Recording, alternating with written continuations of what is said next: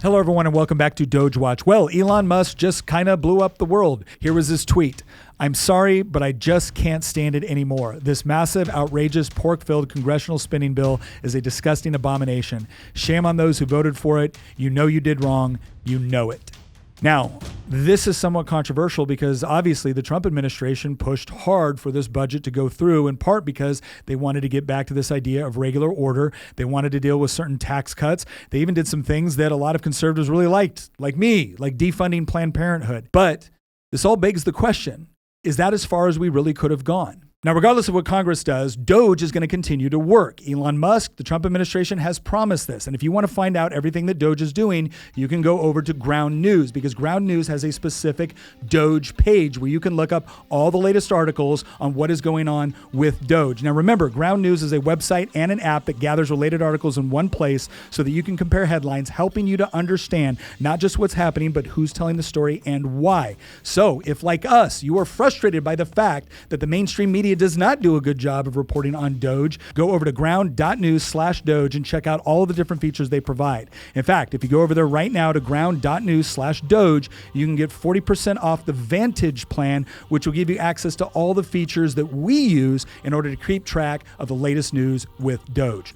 Back to the story.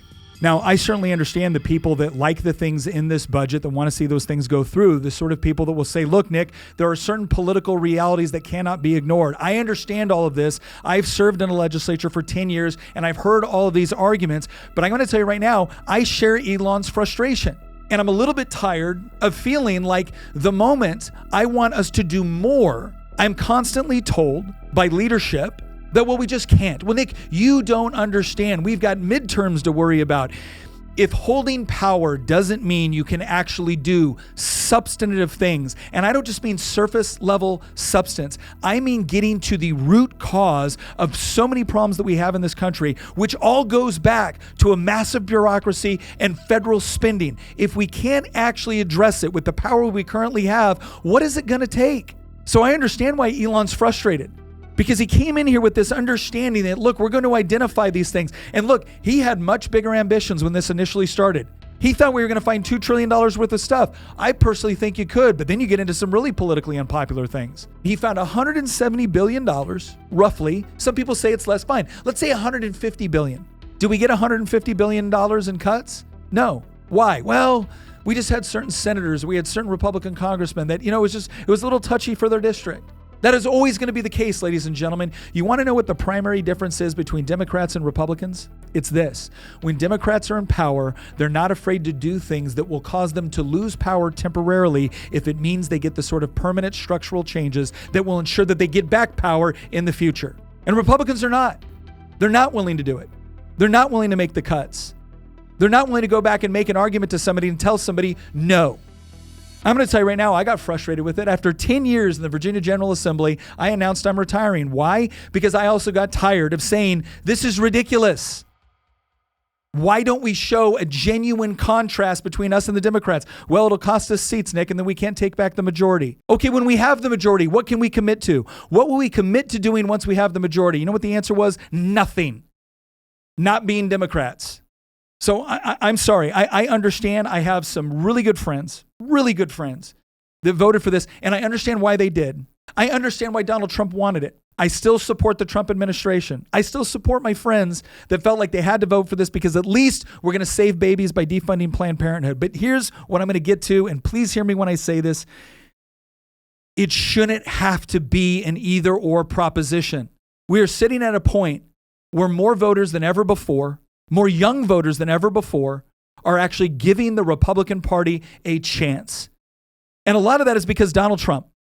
Let's face it, it's not because of anything the GOP has done. It's because Donald Trump has displayed real leadership. It's because they see things like Doge and they think maybe this time it will be different.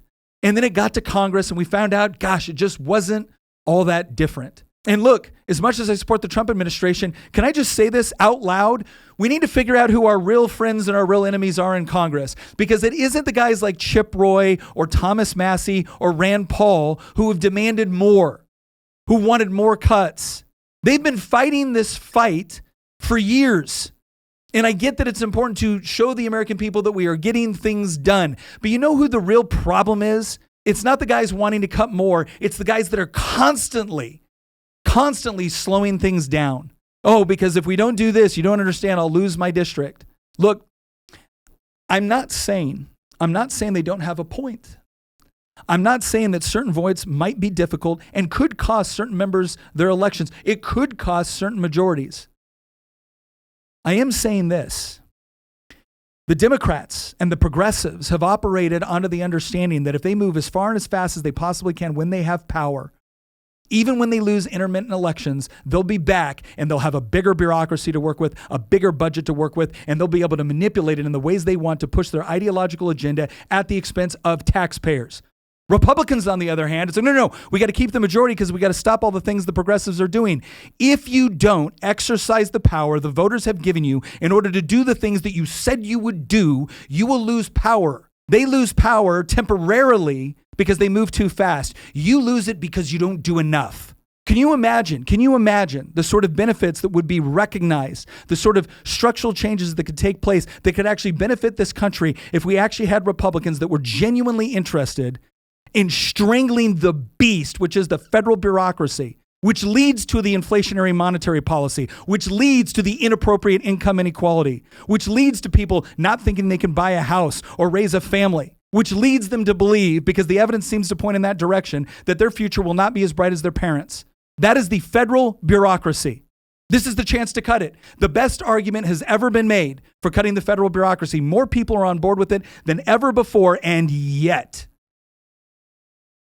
So I'm going to try to be intellectually honest here. I'm thrilled. I'm thrilled that Planned Parenthood is being defunded.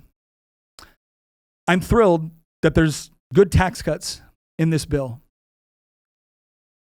I'm going to say right now, I think it is a huge mistake that we didn't do more to cut the bureaucracy, because the more of that bureaucracy you leave in place, and please don't tell me you're going to do more next year, because next year's midterms and everyone's going to be scared there. And please don't tell me you're going to do more if we pick up more seats in the midterms.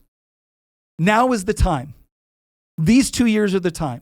But if we can actually start to fundamentally dismantle wide swaths of the federal bureaucracy, which should not exist, and which Doge and Elon Musk have demonstrated have been weaponized against over half the country.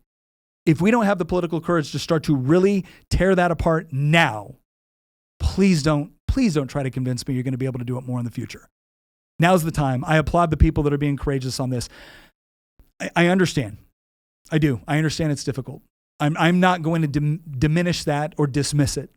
But what sort of people do we want representing us? What sort of people do we want representing us?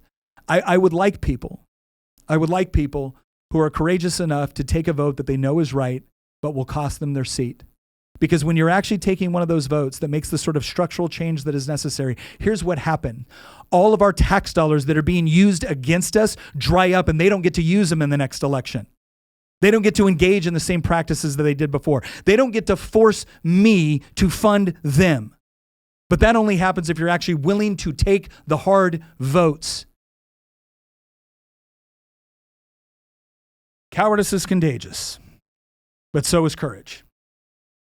And I'm hoping to see a whole lot more of it at every level of government, because that's what we demand as the voters. And I got this sneaky suspicion that if we actually saw that level of courage coming out of Congress, it would be rewarded. Because if nothing else, it would be seen as genuine conviction. And we could use a lot more of that.